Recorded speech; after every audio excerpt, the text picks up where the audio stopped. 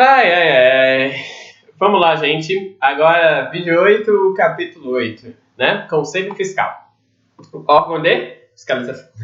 Beleza. O Conselho Fiscal é órgão permanente de fiscalização da EBSER, de atuação colegiada e individual. São 3 membros só. A gente vai ver daqui a pouco. Parágrafo único.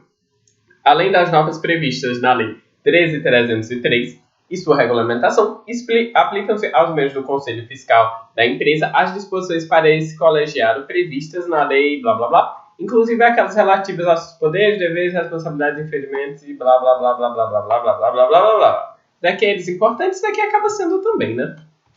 Bom, agora a composição. O Conselho Fiscal, ele tem 3 membros, como eu já disse, e seus suplentes, né? Eles são eleitos pela Assembleia, como todo órgão da instituição, com exceção dos comitês e da diretoria, que é eleito pelo Conselho de Administração, né? Um é indicado pelo MEC, um é indicado pelo Ministério da Saúde, que são os 2 ministérios mais importantes para a EBSER, e o último é pelo Ministério da Fazenda, né? No caso, é um órgão fiscal, tem a ver com dinheiro, então faz sentido o Ministério da Fazenda, né? Não confundir com o Ministério do Planejamento, que tem um representante no Conselho de Administração.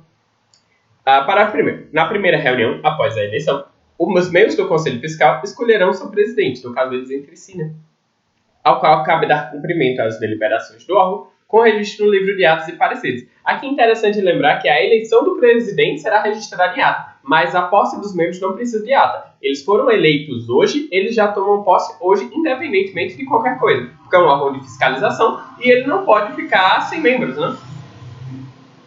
Segundo, o prazo de atuação será de 2 anos. Interessante que é 2 anos para Conselho Fiscal, Conselho de Administração e para a diretoria executiva, né? Só que aqui são 2 reconduções e nos outros 2 órgãos que eu falei são 3, uma a mais, né? Parágrafo 3º, atingido o limite que se refere ao parágrafo 2º, ou seja, 2 anos com 2 reconduções, o retorno de membro do Conselho da EBSER só poderá ser efetuado após decorrido o prazo equivalente a um prazo de atuação. Isso daqui é simples, né? Se ele atuou pelos últimos 6 anos, ele não pode atuar pelos próximos 2 e por ele vai poder mais 2 reconduções, ser eleito mais 2 reconduções. Normal, certo, né? Os membros do Conselho Fiscal serão investidos em seus casos, independentemente de assinatura de termo de posse, desde a respectiva eleição. Como eu disse, se ele foi eleito hoje, ele tomou posse hoje e acabou. Ele vai começar a exercer as suas funções. Um membro representante do Ministério da Fazenda, esse carinha aqui, né? Deverá ser servidor público com vínculo permanente com a administração pública. Deixa aquela abertura para pensar que os outros podem não ser, né? Os conselheiros fiscais deverão atender aos seguintes requisitos obrigatórios. Ser pessoa natural residente no país e de reputação elevada. Isso daqui a gente já se confunde com aquele requisito de residente no país que tem sobre os diretores. Lá, acho que uns 3 vídeos já que a gente falou disso. Ter formação acadêmica compatível com o exercício da função, mesma coisa, todo mundo tem que ter. Só que aqui ele não fala que tem que ser necessariamente de nível superior. Ter experiência mínima de 3 anos em cargo de 3 anos, sendo que para diretor, por exemplo, geralmente são 5 e para administrador, de modo geral, são 4, né? Exceto 10 anos, no caso de atribuição de direção superior. Mas isso a gente já viu e vai rever depois em um vídeo resumo. Em cargo de direção ou assessoramento na administração pública, direto ou indireto. Notem que aqui não tem aquele requisito que tinha referente aos administradores e diretores, que era nos 2 níveis superiores, direção e assessoramento, acabou. Ou conselheiro fiscal ou administração, empresa. Empresa a gente pode entender empresa pública ou privada, né? Não se enquadra nas vedações dos incisos, blá blá blá, do artigo 18, lá do começo. A gente vai revisar isso aqui depois para não ficar indo e voltando, né? Não se enquadra na vedação do 147, isso daqui é uma outra lei, então desinteressante, né? Se forem cobrar vedações, é muito mais provável que eles cobrem relacionadas a essa, até porque são só 5, né? Não ser nem ter sido membro de órgão de administração nos últimos 24 meses e não ser empregado da EBSER, nem ser cônjuge ou parente até 3º grau de administrador. A gente viu e falou disso antes, que muitos dos incisos que falam de vedações são no intuito de garantir a imparcialidade da EBSER, a moralidade, nesse caso também, né? Aqui a gente tem que pegar o prazo de 24 meses, que, por exemplo, referente a atuar em partido político, essas coisas, eram 36 meses. Ou seja, são prazos que são similares, mas são prazos diferentes, sem muita justificativa lógica. Então, dá uma margem boa para a banca cobrar, e só quem decorou o prazo é que vai acertar, né? Felizmente, estudar para concurso é decorar. Parágrafo primeiro. A formação acadêmica deverá contemplar curso de graduação ou pós-graduação, reconhecido ou credenciado pelo Ministério da Educação. Mesma coisa referente aos administradores, né?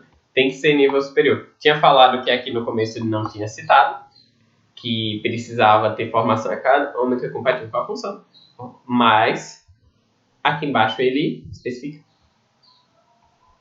As experiências mencionadas em alíneas do inciso 3, essa galerinha aqui, não poderão ser somadas para apuração do tempo requerido. No caso, em alíneas distintas. Isso a gente já viu antes. Isso aqui é simples. Que, no caso, se o cara ele atuou como conselheiro fiscal por 1 ano e meio e depois em função de direção ou assessoramento em mais 1 ano e meio, a gente não vai poder somar. Agora, se ele atuou 1 ano e meio em direção e mais 1 ano e meio em assessoramento, tudo bem somar. Inclusive se forem pessoas jurídicas diferentes, porque está na mesma linha, certo? E aqui, isso daqui a gente já estuda em conexo com esse daqui, né? Com o parágrafo terceiro. Que as experiências em alíneas distintas não poderão ser somadas, as experiências em uma mesma linha poderão ser somadas para a acusação, desde que relativas a períodos distintos. Eu já tinha falado isso antes, que no caso, se ele atuou, ele não pode ter acumulado 2 cargos, um de direção e do assessoramento, durante 2015. 2015 até metade de 2016, isso não vai contar como 3 anos. Agora, se de 2015 até metade de 2016 ele atuou como direção, e daí em diante, até 2018, ele atuou como assessoramento, aí vai somar, porque são períodos, são lapsos temporais diversos, né? Tem que dar 3 anos, não pode ser 1 ano e meio em 2 cargos, entendeu? 63. Os requisitos e as vedações exigidas para o conselheiro deverão ser respeitados por todas as eleições realizadas, inclusive recondução. A gente tem coisa similar para os administradores, isso daqui é uma coisa que é natural, né? As vedações têm que ser respeitadas, as condições têm que ser respeitadas. Parágrafo 1º. Os requisitos deverão ser comprovados documentalmente, claro, né? Na forma exigida pelo formulário padronizado, mesmo formulário que a gente tem para administrador, ou seja, a gente não precisa ficar relembrando, né? No sítio eletrônico do Ministério do Planejamento e Desenvolvimento e Gestão. Tranquilo. A ausência dos documentos importará em rejeição. Também um trecho tranquilo. É bom que tenha algumas coisas que a gente possa riscar, né? Que a gente possa eliminar para deixar o nosso edital, o nosso estatuto mais enxuto, para poder facilitar o nosso estudo, né? As vedações serão verificadas por autodeclaração. Isso daqui em 2 lugares, né, também. Mas lembrar que é autodeclaração, que não tem como você provar algo negativo, né, em regra. Tipo, o cara tem como provar que ele não é parente de alguém, mas que ele não tem um interesse em determinada coisa, não tem como provar, né? Os membros do Conselho Fiscal serão substituídos em suas ausências ou impedimentos pelos respectivos suplentes. É claro, não fazia sentido ele ter um suplente se o suplente não fosse um substituto, né? Na hipótese de vacância, renúncia ou destituição, o suplente assume até a eleição de novo. Não faz sentido ter um suplente se o suplente não vai assumir caso ele saia do cargo, né? Compete as competências do conselho, né? De novo, provável que não caia, mas se for cair conselho fiscal e não cair a primeira parte, a parte que fala da composição, por exemplo, que é bem mais provável, eu acho, é interessante que eles cobrem as competências. Também pode ser, né, que a banca, para abarcar o estatuto quase todo, misture competências de vários órgãos, tipo competências do conselho com competências da administração, com competência do conselho consultivo, só para misturar e para dizer qual dessas é da Assembleia Geral. Isso é possível, né? Primeiro, fiscalizar, por óbvio, né? Conselho Fiscal, por qualquer de seus membros, lembrar que ele atua individualmente ou coletivamente, os atos dos administradores e verificar o cumprimento dos deveres legais e estatutários. Normal, tranquilo. Opinar sobre o relatório anual de administração. Opinar. Grife esse verbo. Que opinar é muito fácil você mudar para decidir, julgar. E estaria a questão errada, né? Sobre o relatório anual de administração e as demonstrações financeiras do exercício. Quem é que vai julgar propriamente é o Conselho de Administração, e quem vai apresentar, quem vai fazer esse relatório vai ser a diretoria, né? Diretoria executiva. Manifestar-se sobre as propostas dos órgãos da administração a serem submetidas à Assembleia Geral. De novo, não é decidir, não é deliberar, é manifestar. É interessante esses dois aqui porque ele tem uma ideia de sugestão, caráter sugestivo, né? Não é nada definitivo, ele vai opinar. Se a opinião dele vai ser acatada, ele vai se manifestar. Se essa manifestação vai ser levada em conta, isso são coisas diversas.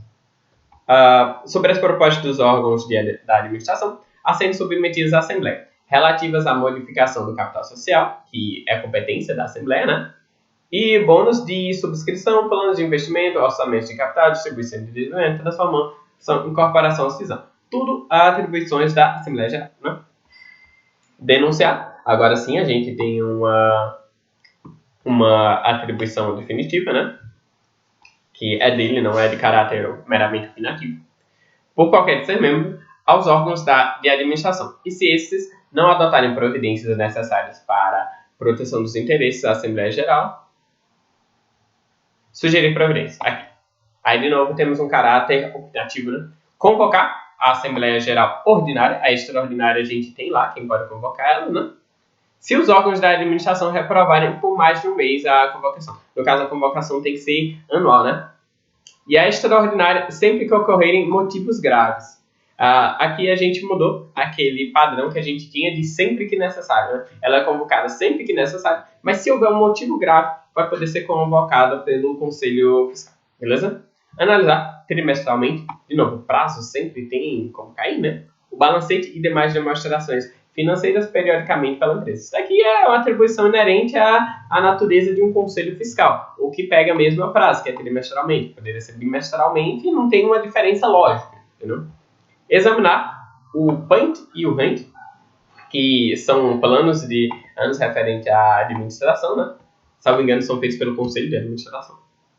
Fornecer sempre que solicitadas informações sobre matérias de competência de sua administração. Né? Se solicitaram, ela vai fornecer informações. Exercer essas atribuições durante a eventual liquidação da empresa, né? Isso não, a liquidação da empresa, o fim da EBSER, não impediria a continuidade do negócio enquanto o processo de finalização está ocorrendo, né? Até porque a liquidação se refere a apurar contas, apurar o que tem a receber e o que tem a pagar. Isso daí faz sentido que o Conselho de Administração, que o Conselho Fiscal atue. Assistirás verbo ver, né? Conselho de Administração ou da diretoria em que se deliberar sobre assuntos que ensejam parecer do Conselho Fiscal. Simples também, né? Se tem parecer, então o Conselho vai presenciar a reunião. Aprovar o seu regimento interno. De novo, faz sentido que o próprio órgão aprove seu regimento. E é essa lógica que o Estatuto da EBSER leva para frente. Realizar autoavaliação anual de seu próprio desempenho, que a gente também viu que uma avaliação é feita pela própria diretoria. Acompanhar a execução patrimonial, financeira e orçamentária, podendo examinar livros, quaisquer outros documentos e requisitar informações, atribuição necessária ligada à parte de fiscalização, né? Era para ser uma. Fiscalizar o cumprimento do limite de participação da empresa no custeio dos benefícios de assistência à saúde e de previdência. E com isso a gente termina mais um capítulo 8, né? E a gente começa o próximo do Conselho Consultivo. Estamos terminando, esse é o principal órgão que a gente tem que pegar, Conselho Consultivo. Interessante ressaltar algumas coisas depois sobre o Comitê de Fiscalização, o Comitê de Auditoria, melhor dizendo, mas os órgãos que vão estar na minha revisão, vai ser na minha revisão mais pesada, vamos dizer assim, no meu resumão, vão ser esses pontos, beleza? Bom, não esqueçam do like, de comentar e se inscrever no canal, e eu fico por aqui. Falou, valeu!